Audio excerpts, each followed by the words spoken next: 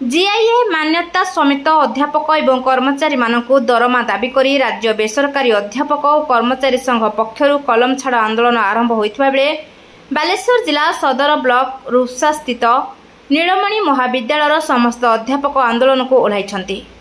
सूचना अनुसार राज्य बेसरकारी अध्यापक और कर्मचारी संघ दीर्घ वर्ष धरी गणतांत्रिक उपाय सरकार निकट में दाबी उपस्थापित करि आसुछन्ति। हेले सरकार दाबी पूरण करुनथिबारु बारंबार संघ पक्षरु कार्य बंद आंदोलन कर जाउछि।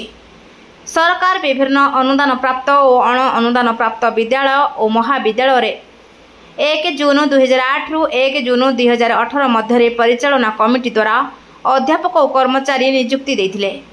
हेले राज्य सरकार अनुदान परिसर भुक्त करिनांती। राज्य रे नुआ सरकार आसीबा दिन ठारू आज पर्यंत 13 मास मध्य संघ मुख्यमंत्री अभियोग शुणाणी को 12 थर जाई मुख्यमंत्री को प्रत्यक्ष साक्षात करी दाबीपत्र देछि। दस्तखत अभियान माध्यम 1.5 लाख साधारण लोकों दस्तखत संबलित दाबीपत्र संघ पक्षर मुख्यमंत्री को प्रदान कर हेले सरकारी एथिप्रति आदौ कर्णपात करुनाहांती। एने महात्मा गांधी मार्ग रे हजार हजार अध्यापक और कर्मचारी विक्षोभ करथिले मध्य एथिप्रति गुरुत्व दियागला नाही। तेणु आज ठारू अनिर्दिष्ट काल पर्यंत कलम छाड़ आंदोलन बलवत्तर रहिबो। जेते पर्यंत सरकार दाबी पूरण करिनाहांती सेते पर्यंत यह आंदोलन जारी रहिबो बोली कहिसंती। तेबे परीक्षा को आउ अल्प कई मास बाकी रहिथिबा बेले अध्यापकों कलम छाड़ आंदोलन द्वारा हजार हजार शिक्षार्थी भविष्य अंधार हेबो बोली कहिसंती। छात्र छात्री और शीघ्र सरकार तांको दाबी को मानिबा पई अनुरोध मध्य करिसंती। जय जगन्नाथ। मु doctor Adhyendra Kumar Das lecture in botany Nilamani Mahavidyalaya रुप्सा। आज आम आंदोलन में बसी अच्छु। कारण हूँ जे आम ए महाविद्यालय परिचालना कमिटी द्वारा जब आम जीवी कहूँ द्वारा नियुक्ति पाइचु। आम एटारे 10 ରୁ 15 वर्ष है कम कलुन अल्प दरमा कम करुचु। तेणु ये अल्प दरमा आमर फैमिली को प्रतिपोषण करने संभव होना। ये कॉलेज रे विभिन्न वर्गर लेक्चर मैंने सब रही जो मैंने कि लक्षेटार आरंभ कर 1.5 लाख टका पर्यटन दरमा पाँच। ये जो 10 ରୁ 15 वर्ष है आम कम करुचु अल्प दरमा कम करुचु।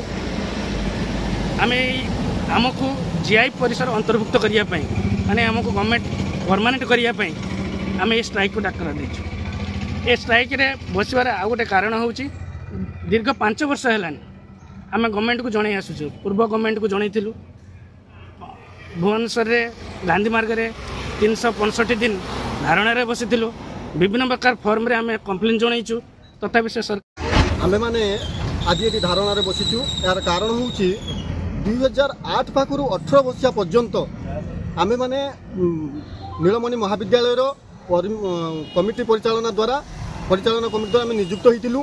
तेणु आम बारंबार अहोरात्र धारणा दे 2022 मसीह भुवनेश्वर महात्मा गांधी मार्ग रे शांति श्रृंखला भाव में आम आमर निजर अभियोग आम सरकार पाखे पहुँची किंतु सरकार आमर कौन सी कथा कर्णपात करना एवं बारंबार से प्रतारणा आम सहित कर चली एवं यह सहित आमको कहते अंतस्तरीय मीटिंग कमिटी द्वारा आपण कथा को आलोचना होउची किंतु यह आम खाली शुणी आसुचु कौन सी फलप्रद आज पर्यंत सुफल है ना जो द्वारा बाध्य होई आमे माने आज ये राजरास्ता को उल्लेचु।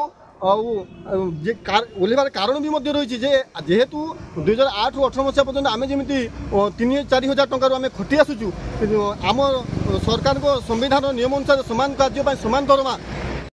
नमस्कार। Odisha state teachers and non teachers association तरफ आज आम महाविद्यालय जो मैंने धारावाहिक भाव में अनेक दिन धरी दाबी पूरण होना सरकार तरफ से आज स्ट्राइक रे बस धर्मघट कर मुख्य दाबी हूँ से दीर्घ दिन धरी जो भाव में कौन प्रकार दरमा प्राप्ति होना जो दाबी रही से पूर्ण दरमा पाइबे से पेंशन मिल ग्रांटीनेट फल को जीव ये सब कौन कार्य एपर्यंत होना। तेणु सरकार को निवेदन जो माने मैनेजमेंट रे जो पोस्ट रही जो बेसरकारी कॉलेज रे जो टीचर्स और नॉन टीचर अध्यापक मैंने अच्छा किराणी मैंने अच्छा पीओन मैंने जो मैंने अच्छा से दाबी मुताबक दीर्घदिन धरी जो दाबी से सरकार से दाबी निश्चित भाव में परिपूर्ण करने उचित कारण से बेकारी भाव में केते दिन खटिबे तेणु मोर समस्त को शुभेच्छा एवं नॉन गवर्नमेंट एसोसिएशन तरफ जो दाबी धर्मघट करुँच समस्त को मोर भगवान को निकट प्रार्थना जे समस्ते दाबी हासिल करूँ सरकार दाबी अति शीघ्र परिपूर्ण कर। Thank you. बालेश्वर जिलूर मानस रंजन बेहरा रिपोर्ट प्रयाग खबर।